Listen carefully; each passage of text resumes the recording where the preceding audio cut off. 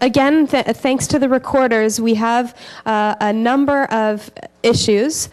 Critical issues for action and advocacy is what this plenary is titled. And it's not really a plenary in the sense that we're all going to speak. I'm going to talk to you about the issues, the critical issues that were synthesized from what the recorders had observed. So again, just to review the process, the recorders have been assigned to every breakout session. So there was at least one recorder in each breakout session. They were listening intently during the plenaries and have been approached by participants over the course of the conference with things that people were concerned about, that they wanted to talk about further. So we've met for a number of hours over these last couple of days to try to bring together in some way all of these different issues that people have raised, and it's no easy task. There are so many things that need to be talked more about and require action, so we did our best to, again, synthesize this information. So again, what we heard, and from the recorder's perspective, is that the main theme of this conference, as was the title, is action. But it wasn't just diving in and doing things without thought. We heard that people wanted action with thoughtful reflection. We heard the theme of collaboration come up time and time again. We heard about relationships. We also heard two streams. We heard the school stream and the community stream. And those are two things to really keep in mind as you go out. All right, so the first critical issue for action and advocacy is simply titled volunteers. We've heard of the need to discuss recruitment, support, retention, training, capacity, volunteer role, and leadership and management. We talked about a lot of things, of course, in our group. So one of the orienting themes, we wrestled with this idea of a provincial body in a larger group, and I think ultimately we wanted to get a message across generally that we felt like we were an RJ community with many manifestations, and the term used at the conference a few years ago was we want unity but not uniformity. So in other words, we want a way to connect, but we don't want any kind of, we don't want to become an institution, which kind of leads to the second part of the preamble, which is if we focus on our work as being important to developing participatory democracy with minimal to no intervention by large state institutions, which were only ever intended to be backups. So part of what we're hoping, the message we're trying to get across is that we like the idea of restorative justice as enhancing individual skills, community capacity, and social capital to handle conflict in the community in their own interpersonal relationships and in groups without having it escalate and so on into situations that require large-scale institutional intervention. So, I'll pass it on. Thanks. So our group was about community partnerships, and as we started to discuss this topic, there seemed to be a general agreement that one of the greatest presentations, they were all great, but one that I think touched us the most was the one with the 3 students. And why weren't there more community partners or examples of community partnership here? So that led us to look at the need that the future is with youth, and it's necessary that they and those that are less resourced are involved in the ongoing discussion and experience of RJ. So what we're putting forward as an action is really a very small step action, but we think it can have a major effect. And that action is that on a personal level, we're requesting that each of us commits to developing a partnership with an individual or a group within our own personal community that we haven't yet had contact with. And for some of us, it may be something that we feel a little uncomfortable about. It may be something we've overlooked. But that if, as individuals, we all made that commitment, that when we had a conference, the next conference, we would probably see a even broader base of representation and hear about different types of partnerships being presented. So that's our action plan. Let's go to the next group. This is no particular order. Lara and Amy, Amy's group, Funding and Sustainability. Sustainability and funding. We decided you can't be sustainable without some core funding. It will not happen. Two sides of a coin. We decided there's lots of places that money can come from. One that I hadn't heard about was the traffic fines money that goes to the municipality. Maybe some of you haven't heard about it either, so find out about it, but your municipality has money for crime prevention.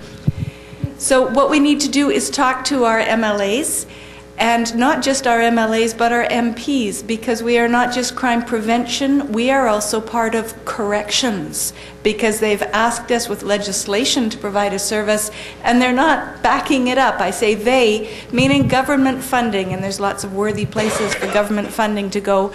I think restorative justice is also a worthy place for it. We can't be sustained without funding. And so we need to ask for it. We need to ask for some targeted funding via the municipalities through the traffic fines money, not just hope for the beneficence of whoever's mayor at any given time, but can it be targeted a certain percentage, and ask by letter and in person, not only to our MLA, but to our MP, with copies to the Solgen and the Attorney General, because we think we're part of both parts of the package. Thank you. With respect to how we would approach looking for this funding, we thought that not going in as a squeaky wheel was important, that we have to go with everything that we know and understand as being positive with this particular approach.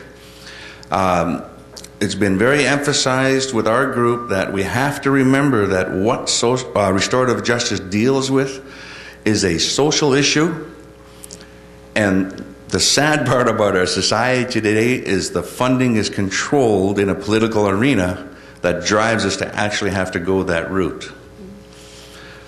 The difficulty, I guess, with crossing the two over is we get to deal with this on a bottom line process.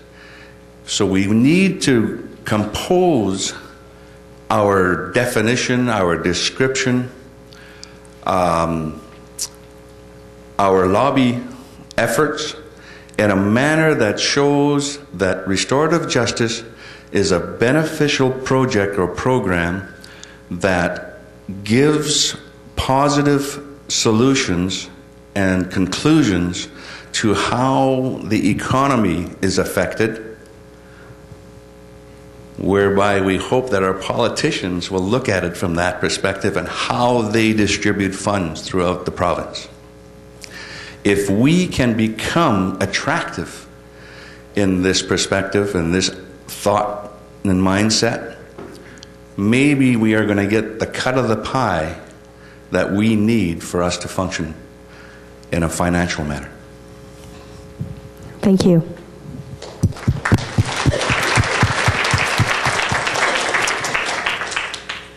Government relationships with restorative justice. Who is speaking from that group? Oh, right, Michelle, thank you. Okay, our group addressed the issue of restorative justice and government, and the focus was on the next steps. Basically, a lot of the topics have been addressed already: dialogue, funding, awareness and education, and collaboration. Everyone that's came up here so far, I'm sort of hearing these themes. And basically, our group came to the idea of writing MLAs in your community, but making it more of a collaborative approach, yet also addressing each restorative justice organization programs individually, to meet with have a province-wide dialogue on these issues, such as financial support strategies, increasing education and awareness of restorative justice, and creating more dialogue and relationships with government. So that's basically what we had, and we have a deadline. Restorative Justice Week is coming up November 18th to 25th, and we would like to see some leadership be taking place to getting the ball rolling on these letters to your MLAs. So that's it.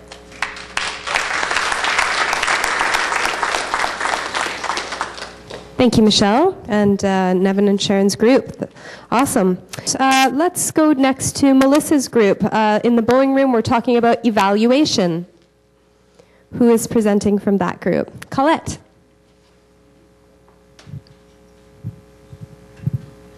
If you don't mind, I'll just stand here because it's easier to talk if I can see who I'm talking to. So this was an interesting discussion because evaluation is a pretty huge subject. So it was difficult in a way to pull things together at the end. But there were some themes that came out, and I know our organization has done a lot of work in this area with UCFV, and that partnership has been really strategic. And one of the themes that came out that I'll give you context before the big idea is that you need to have a lot of voices speaking into the question, what is success?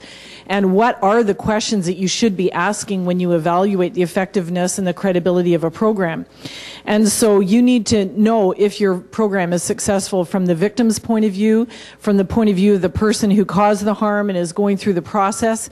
How have their attitudes and behaviors changed after the intervention compared to before? How has life changed for the victim after the intervention compared to before? These are important things. How is the community supporting you or not supporting you as you try to implement your program? And are you actually doing what you say you're doing? Like, these are all important questions that need to be part of an evaluative process. So it's a ton of work, and we've done a lot of work, and I think it's really draining if every single group in the province has to do the years of work that we have done. So how can we capitalize on that and do something to capitalize on the work that's already been done and make some of those resources available to other groups who don't have the larger centers to draw on and the expertise in their area? So what our feeling was that we need, all of those different voices to ensure that all of our values about restorative justice are being captured and measured in whatever evaluative tools we put together. But it takes a lot of work. And I see that, and it's one of the things we talked about, the Ministry of Public Safety can play a key role in this, because Andrea is in contact with all of us and has ways to be in touch with all of us. And so we began to wonder about the possibility of having the ministry take a lead in perhaps having a research scientist be given the job of help pull together now evaluative tools that can be available to all RJ groups across the province. Build on what some of the groups that have done a lot of work in this area, look at that, include that, don't overlook that, listen to the voices of the victim advocates and those who work with offenders and others, but pull that together and create tools that can be used province-wide. And when I came in here and heard there was already commitment to a CAP conference in 2 years, I thought, wouldn't it be awesome if we could have a deadline that at the next CAP conference there'd be a plenary session, not a workshop, but something where we're all together and we can thrash this through with a finished product, where they came and said, here, we've done 2 years of work and now there's stuff that you can use. My gosh, I think of how much time we put into it. We'd be glad to share our work with others to save you the blood, sweat, and tears that we went through.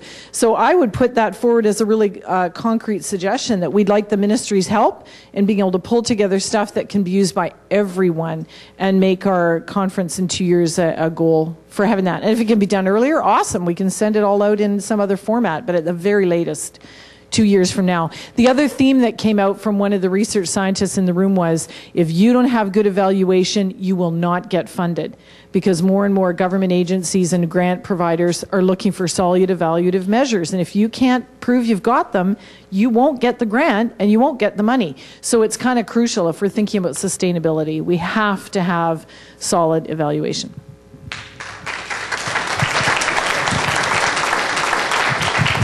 Thank you. Thanks, Colette. So our final group, will be spoken about by Dan, I think. Victim services, confidentiality, and safety. Thank you. We had a great discussion as well. As a small group, but very passionate. When we talked about safety, we talked about safety for not only for the participants, but also for the people in there doing the work, and emotional safety and physical safety that goes along with that.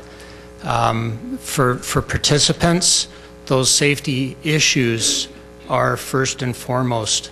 And how do you ensure that with people that are entering into a process? We talked about how the pre-interview before a process was critical to that safety for participants. Understanding as much as we can about what's going to happen in the process. We also talked about involving other agencies with resources to help people when they need help in different areas, counseling areas, involve victim service workers, police victim service workers where possible, and educate victim services around what is restorative. You know, if they understand what we're trying to do, and if we understand what their job is as well, we're going to be a lot stronger with helping our people that are participating in the process. So there's that dual education thing that needs to go on. Long safety, as facilitators, we need to be duly partial to the parties involved, a term that Dave Gustafson has used many times, and it's so true. We need to be duly partial. We talked about values as being a base of what we do, and to hold those values when we're dealing with people, when we're helping people. If we don't have that as our foundation, I think that's absolutely critical. Thank you.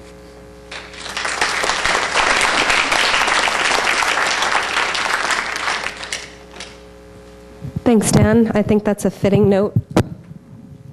Don't know what's going on with the microphone. Fitting note to have wrapped up on. Thank you to all groups and the work that you did. I think you should give yourselves a round of applause for all that amazing work. Thank you.